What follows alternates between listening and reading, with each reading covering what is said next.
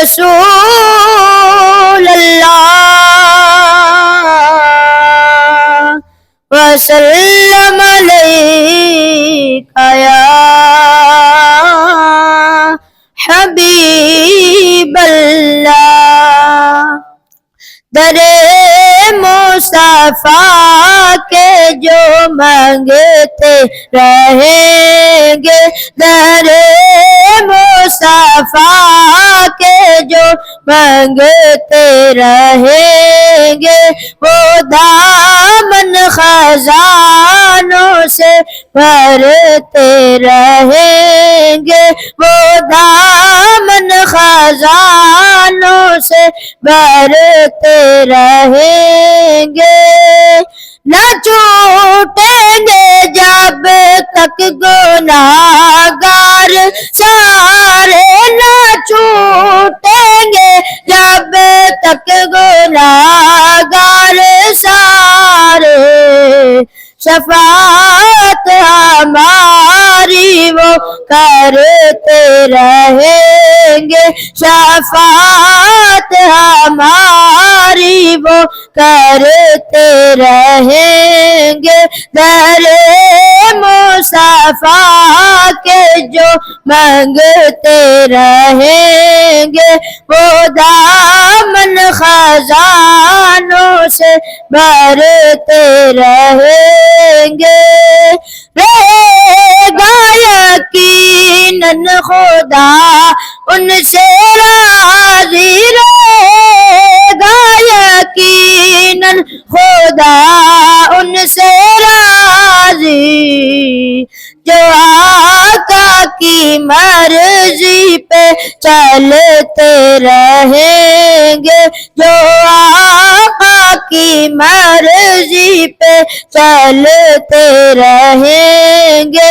در مصطفیٰ کے جو مانگتے رہیں گے، وہ دامن خزانوں سے بھرتے رہیں گے۔ نہ دیکھا اگر روزہ جالی سنہری، نہ دیکھا اگر روزہ جالی سنہری، تو دائم کے آنسو ٹپکتے رہیں گے، تو دائم کے آنسو ٹپکتے رہیں گے۔ در مصطفیٰ کے جو مانگتے رہیں گے، وہ دامن خزانوں سے بھرتے رہیں گے۔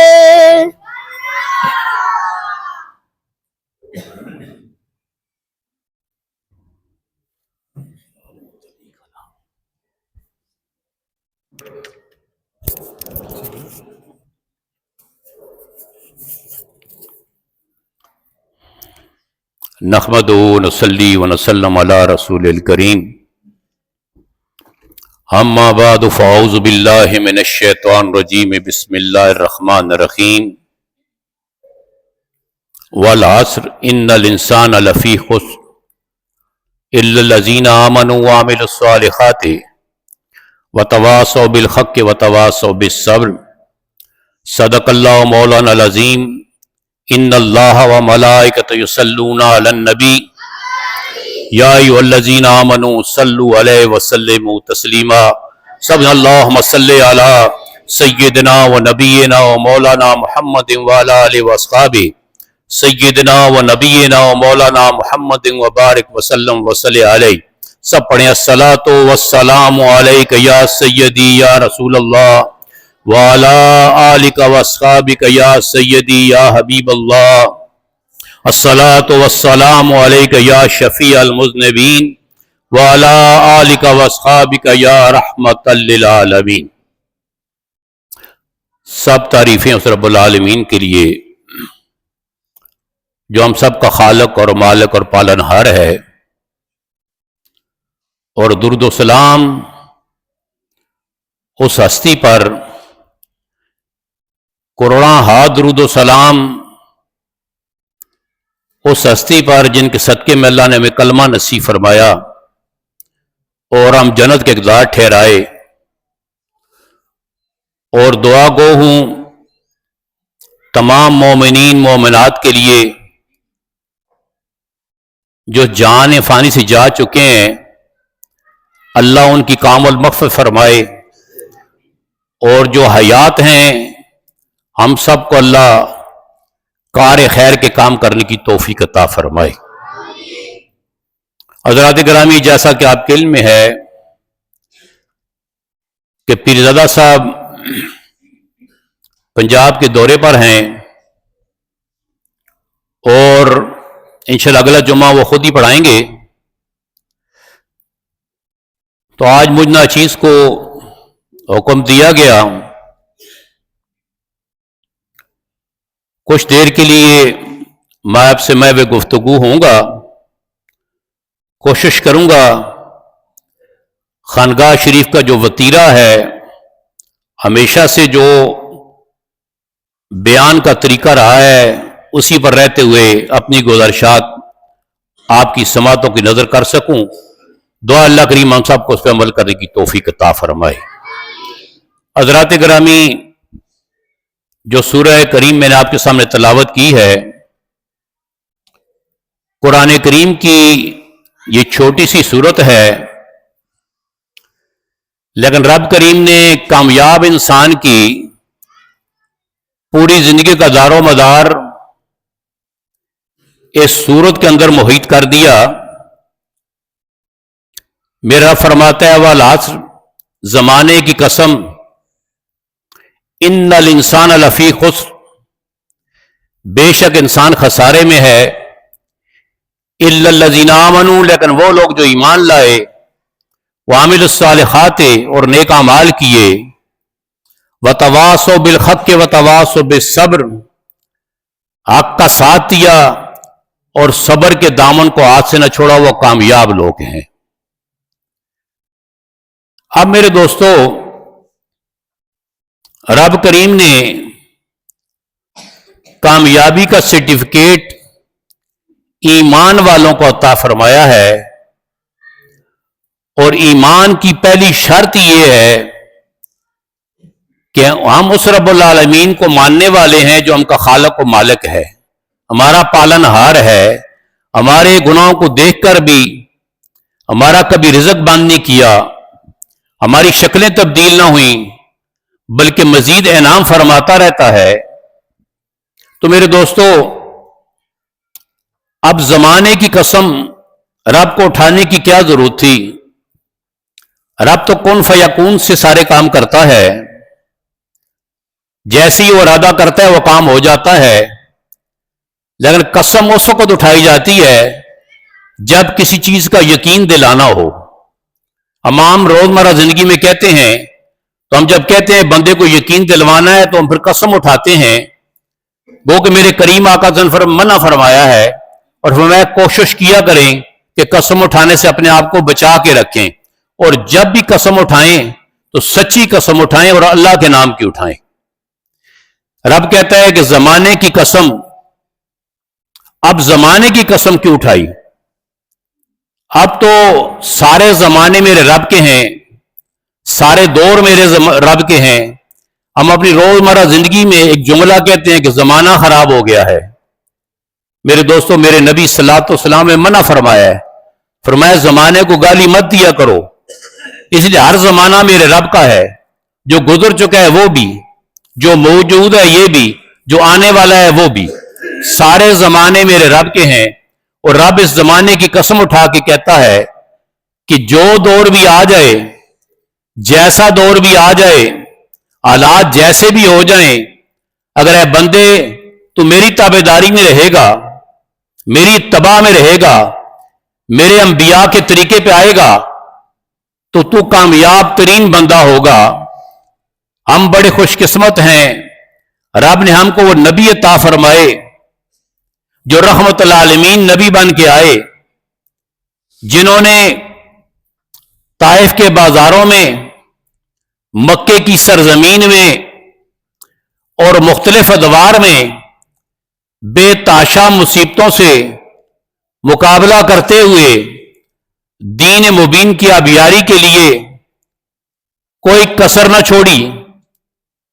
اور جب نبی صلاۃ والسلام نے آخری خطبہ دیا تو پہلے صحابہ سے پوچھا مجھے یہ بتاؤ کہ رب نے جو ڈیوٹی میرے ذمہ لگائی تھی کیا میں نے آسان طریقے سے ادا کی ہے کہ نہیں کی؟ تو سارے صحابہ نے کہا بے شک میرے سرکار، ہمارے سرکار، آپ نے حق ادا کر دیا، رب کے پیغام کو مخلوق تک پہنچانے کا حق ادا کر دیا. تو میرے دوستو، اب جس زمانے میں ہم رہتے ہیں اس کو کہتے ہیں مکافات عمل کی دنیا. انسان کو اللہ نے 5 جہان عطا فرمائے ہیں. ایک ہماری روحوں کو عالم ارواح میں جمع کیا گیا اور اقرار لیا گیا کیا تم مجھے وحدہ لا شریک مانتے ہو؟ تو سب نے کہا قالوا بلا، بے شک ہم تجھے وحدہ لا شریک مانتے ہیں. پھر رب نے وہاں سے ماں کے پیٹ میں منتقل کر دیا. اب یہ دوسرا جہان آ گیا. اب وہاں کی دنیا کچھ اور ہے، ماں کے پیٹ کی دنیا کچھ اور ہے. ماں کے پیٹ میں زہری سبب پلنے کا کوئی نظر نہیں آتا. پانی کے قطرے سے رب بندے کی تخلیق کرتا ہے اور 9 ماہ 10 ماہ جو رب نے ٹائم مقرر کیا ہوا ہے وہ بندہ ماں کے پیٹ میں گھپ اندھیر کوٹھنی میں وہ وقت گزارتا ہے. اور یہ جو 40 کا حصہ ہے اس پہ فقہاء نے بڑی لمبی گفتگو کی ہے. ہر 40 دن کے بعد ماں کے پیٹ میں بچے کی حیت تبدیل ہو جاتی ہے.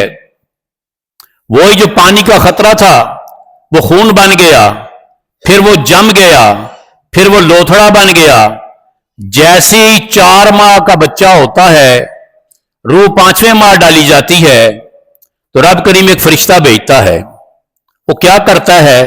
اس کی 4 چیزیں لکھ کے لے جاتا ہے، اس کی زندگی، اس کی موت، اس کا رزق اور اس کی تقدیر.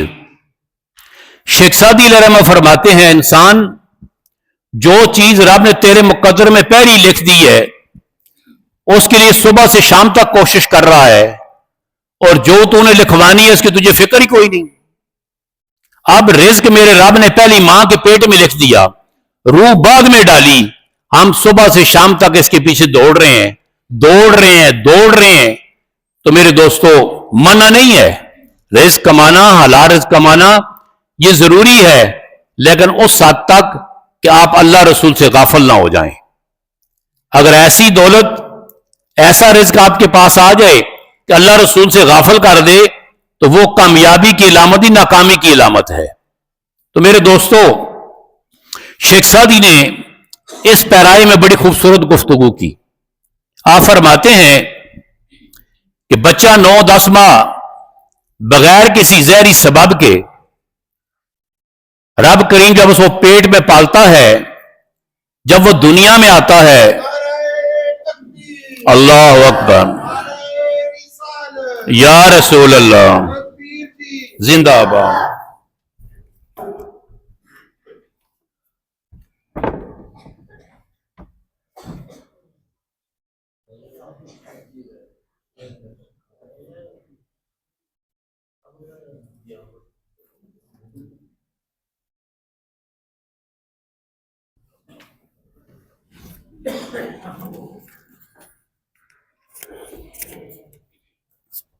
تو میں عرض کر رہا تھا، شیخ سعدی رحم فرماتے ہیں کہ انسان جب تو دنیا میں آتا ہے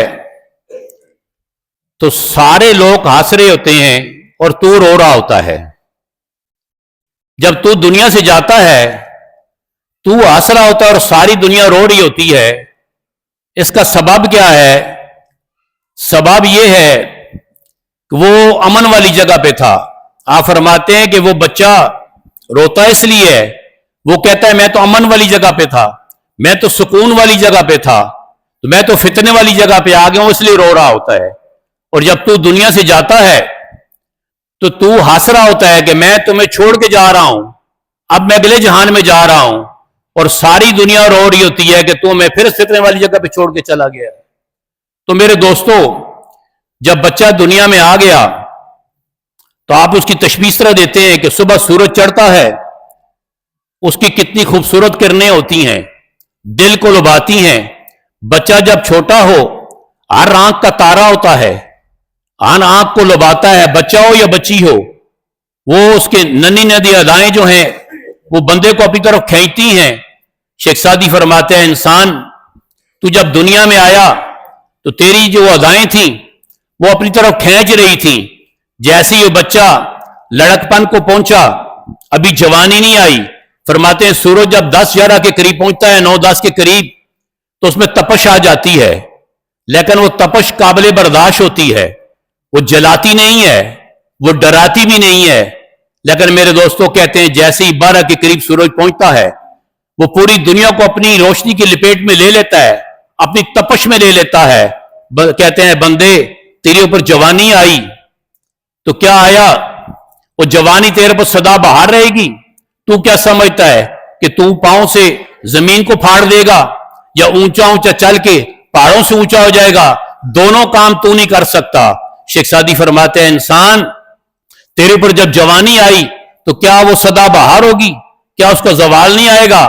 وہی سورج جو بھی آب و تاب کے ساتھ چمک رہا ہے، ہر طرف روشنی اور اپنی گرمی کو بکھیر رہا ہے، اب وہی 3 اور 4 بجے کے قریب وہ پہلے والی پوزیشن پہ آ گیا۔ وہ جو اس کی پوزیشن 9-10 بجے کی تھی وہ اس پہ آ گیا۔ شیخ سعدی فرماتے ہیں انسان جب تیرے اوپر 40 کا انسان آ جائے، 40 سال تیری عمر ہو جائے، تو سمجھ جا کہ تیرے اوپر زوال آنے والا ہے۔ اب تو اسی سورج کی مانند ہو گیا ہے جو 12 بجے بڑا چمکا ہوا تھا، بڑا غرور تھا اس کے اندر، لیکن 3-4 بجے اس کی تپش کم ہو گئی ہے، اب تو وہ پہلے والے 10 والے ٹائم پہ آ گیا ہے۔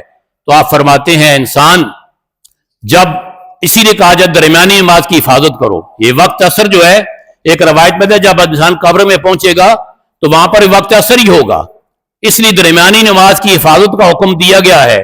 تو آپ فرماتے ہیں اب عصر اور مغرب کا وقت کتنا ہے؟ 1 گھنٹہ، آج کل تقریباً 1 ہی گھنٹہ ٹائم ہے۔ تو میرے دوستو آپ فرماتے ہیں ہم سارے مغرب کے قریب پہنچ چکے ہیں، ہم قبر کے قریب ہیں، اگر ہم کچھ تیاری کر لیں۔ اب یہ کون سا جہان تھا؟ یہ ماں کے پیٹ سے تیسرا جہان دنیا کا جہان تھا۔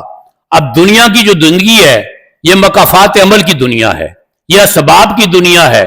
یہاں پر ہم جو کام کریں گے وہی ہمارا آگے بھیج دیا جائے گا۔ اگر ہم نے اچھے کام کیے، نیک کام کیے، صالح کام کیے اور لوگوں کو ہدایت کی طرف بلانے کی کوشش کی اور خود بھی ہدایت پر قائم رہے تو میرے دوستو یہ کامیابی کا سرٹیفکیٹ مل گیا۔ لیکن میرے دوستو اگر ہم نے اپنی زندگی یوں ہی گنوا دی، عیش و آرام میں گزار دی، ہم نے اپنی عیاشیوں میں گزار دی، متکبر ہو کے گزار دی، تو ہم نے ناکام زندگی گزاری ہے۔ میرے دوستو اولیاء اللہ کیا درس دیتے ہیں؟ کہتے کیا ہیں؟ وہ یہی تو کہتے ہیں اپنے دلوں کو پاک کرو، اپنے دلوں کو صاف کرو، اور کس کے سامنے جھک جاؤ؟ جو ساری کائنات کا مالک اور خالق ہے اس کے سامنے جھک جاؤ۔ جب رب کے سامنے بندہ جھک جائے تو رب اس کو کسی اور کے سامنے جھکنے نہیں دیتا۔ میرے دوستو اب دنیا کے پیٹ سے بندہ قبر کے پیٹ میں جاتا ہے، قبر کے پیٹ میں جیسے ہی پہنچتا ہے، روایتوں میں آتا ہے جیسے ہی آپ 40 قدم اس سے دور ہوں گے، دفنا کے میت کو 40 قدم دور ہوں گے، وہ آواز دے گا بس تیری میری یہی رشتہ تھی، تیرا میرا یہی تعلق تھا، تو مجھے تن تنہا چھوڑ کے جا رہا ہے۔ تو میرے دوستو پھر نکیرین آ جائیں گے۔ اب بھی جہاں پر ایک مسئلہ سمجھنا ہے، جتنی ہم زندگی گزار رہے ہیں، جتنی ہم زندگی گزار چکے ہیں، جب ہم قبر میں پہنچیں گے تو میرے دوستو 3 سوالوں پہ اس ساری زندگی کا دار و مدار ہے جو ہم نے گزاری ہے۔ اب فرشتے آ جائیں گے اور آ کر 3 سوال کریں گے۔ تمہارا رب کون ہے؟ ربی اللہ۔ تمہارا رب کون ہے؟ بندہ مومن کہے گا ربی اللہ، میرا رب تو اللہ ہے۔ پھر کہ ماں دینوں کا تمہارا دین کون سا ہے؟ تو مومن کہے گا دین الاسلام، میرا دین تو اسلام ہے۔ پھر میرے کریم آقا صلی اللہ علیہ وسلم کے بارے میں سوال ہوگا، من نبیوں کا آپ کا نبی کون ہے؟ تو مومن کہے گا آدھا محمد رسول اللہ صلی اللہ علیہ وسلم۔ میرے دوستو ثابت یہ ہوا کہ ہم جتنی زندگی گزار رہے ہیں، میرے کریم آقا نے فرمایا قبر یا جنت کے باغوں میں سے ایک باغ ہے یا جہنم کے گڑھوں میں سے گڑھا ہے، جس کی یہ پہلی منزل ٹھیک ہو گئی اس کی آگے کی ساری منزلیں ٹھیک ہو جائیں گی۔ مومن جیسے ہی جواب دے گا تو اسے کہا جائے گا اچھا، اس کو جنت کا لباس پہنا دیا جائے گا، جنت کا بچھونا بچھا دیا جائے گا، جنت کی کھڑکی کھول دی جائے گی اور جنت کی خوشبودار سونی سونی ہوائیں اس کی طرف چلا دی جائیں گی۔ میرے دوستو اب یہ قبر کی دنیا نہ آپ نے دیکھی نہ میں نے دیکھی ہے، لیکن میرے دوستو فقہاء یہ بتاتے ہیں کہ میرے کریم آقا صلی اللہ علیہ وسلم اس قبر کی وحشت سے پناہ مانگا کرتے تھے۔ حضور کو کیا ضرورت تھی؟ آپ اکمل حاکمین، آپ کی بڑی شانیں، آپ کے بڑے مقام، جن کی وجہ سے جنتیں ملیں گی، جن کی شفاعت کی وجہ سے میری اور آپ کی بخشش ہوگی، میرے کریم آقا سے روزانہ 100 دفعہ استغفار کیا کرتے تھے۔ تو میرے دوستو یہ کیا پیغام ہے؟ یہ پیغام ہے قبر میں جانا ہے ہم سب نے، اندھیری کوٹھنی ہے، اس کے لیے کچھ نہ کچھ سامان اکٹھا کر لیں، کچھ نہ کوئی روشنی کا سامان اکٹھا کر لیں، کوئی نماز کی صورت میں، کوئی زکوٰۃ کی صورت میں، کوئی حج کی صورت میں، کوئی صدقات کی صورت میں، کوئی خیرات کی صورت میں، کوئی قرآن کریم کی تلاوت کی صورت میں، کوئی روزوں کے رکھنے کی صورت میں، کوئی صدقہ و خیرات کرنے کی صورت میں کچھ روشنی کا سامان اکٹھا کر لیں، پھر کہیں وہ غفور و رحیم ہے۔ اور میرے دوستو جبار و قہار اور منتقم کوئی اور نہیں، وہ بھی وہی ہے۔ اس لیے کوشش کیا کریں، اولیاء اللہ کے پاس آنے کا مقصد یہ ہوتا ہے، نیک لوگوں کے پاس آنے کا مقصد یہ ہوتا ہے کہ ہم رب کے قریب ہو جائیں، ہم رب کے رسول کے قریب ہو جائیں۔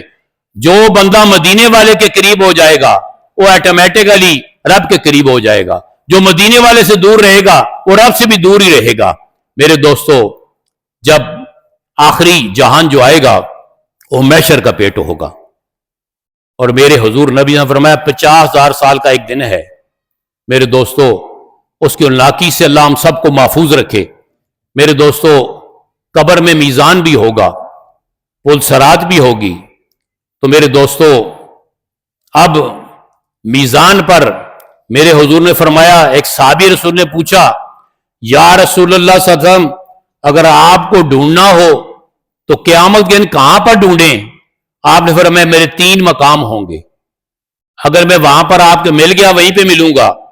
کون کون سے؟ فرمایا یا تو پل صراط پہ کھڑا ہوں گا، اپنی امت کو گزار رہا ہوں گا، اور اگر وہاں نہ ملا تو میزان پہ کھڑا ہوں گا، وہاں پر بھی میں اپنی امت کو نامہ اعمال تولے جا رہے ہوں گے۔ اور میں نے ایک روایت میں پڑھا ہے میرے دوستو، یہ جو درود پاک کی محفل ہوتی ہے ہمیں شاید قدر نہیں ہے، ابھی ہمیں پتہ ہی نہیں اس بات کا۔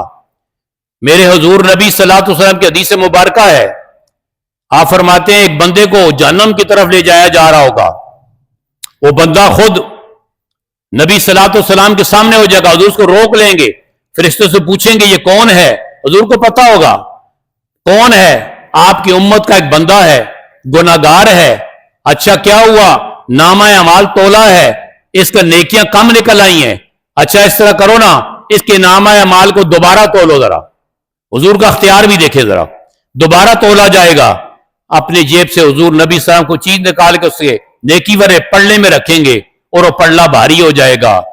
جب بعد میں اس کو فرشتے جنت کی طرف لے کے جائیں گے، وہ خود پوچھے گا یا رسول اللہ علیہ وسلم ایسا کون سا عمل ہے جو میں نے کیا اور اتنا وزنی تھا کہ پلڑے کی طرف رکھتے گئے آپ تو وزنہ بھاری ہو گیا؟ فرمایا تو نے زندگی میں ایک دفعہ مجھ پہ درود پڑھا تھا۔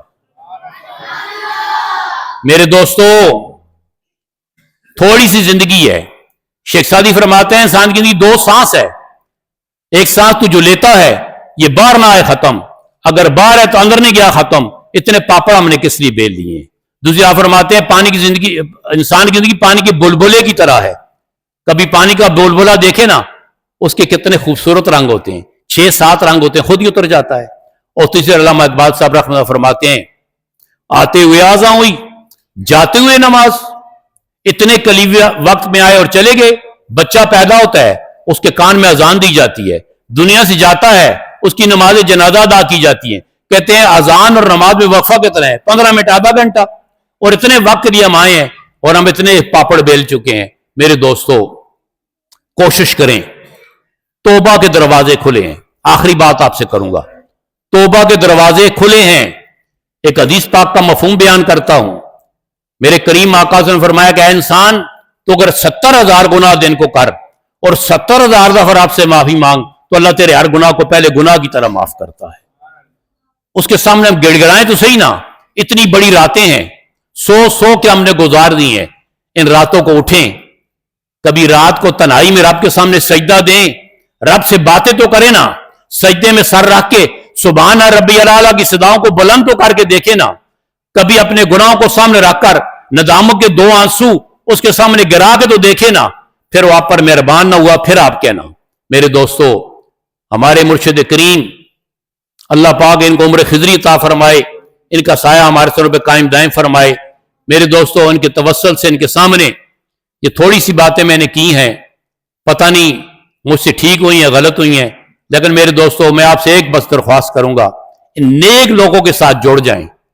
मैं इन्हीं का सदका हूं, मेरे अंदर कोई कमाल नहीं है, इन्हीं की जूतियां सीधे करने वाला एक फकीर सा आदमी हूं। आप लोगों से मैं भी गुफ्तगू हो जाता हूं। दुआ अल्लाह करीम हम सबको आखिरत की तैयारी की तौफीक अता फरमाए, हम सब का खात्मा बिल ईमान और शहादत की मौत अता फरमाए, हज़रत मुअज़्ज़म रफ़अत दर्जात को बुलंदी अता फरमाए, हज़रत साहब को सेहत वाली ईमान वाली लंबी जिंदगी अता फरमाए, उनका साया हमारे सरों पे कायम दायम फरमाए। व आखिर अल्हम्दुलिल्लाह रब्बिल आलमीन। सुनते अदा कर।